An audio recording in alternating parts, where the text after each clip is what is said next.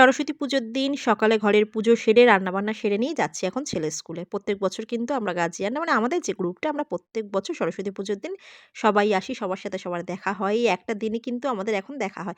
কারণ সেভাবে আর সারাটা বছর আসা হয় না। ছেলেমেয়েরা এখন একা একাই যাওয়া আসা করে। তো এই একটা দিন আমরা অনেক গল্প করি, আড্ডা দিই, খাওয়া-দাওয়া, ছবি তোলা তো আমরা একটু সময় কাটাই। আর এটা এখন চলে এসেছি পুজোর দিন রাত্রিবেলা মানে আমাদের তো সরস্বতী পুজোর দিনকে রাত্রিবেলা গোটা সিদ্ধ রান্না হয়। তো প্রত্যেক বছরের মতো এবছরও কিন্তু মন ভরে একদম গোটা সিদ্ধ রান্নাবান্না সবকিছু করলাম। এই গোটা সিদ্ধ রান্না পুজোয় আসার আগেও কিন্তু মনে একটা আনন্দ থাকে। আর এটা একদম চলে এসেছি আজকের সকাল মানে শনিবারের সকাল। এখন সবার জন্য গুছিয়ে নিচ্ছি। দেখো এই গামলার প্রায় ১ গামলার কাছাকাছি কিন্তু করেছিলাম। ওই যে অনেক মানুষ মানে আমার ভালোবাসার অনেক মানুষ যারা কিন্তু অপেক্ষায় থাকে এই আমার হাতের গোটা সিদ্ধ খাবে বলে সব্বাইকে সকালবেলা আগে পৌঁছে দিয়ে আসলাম।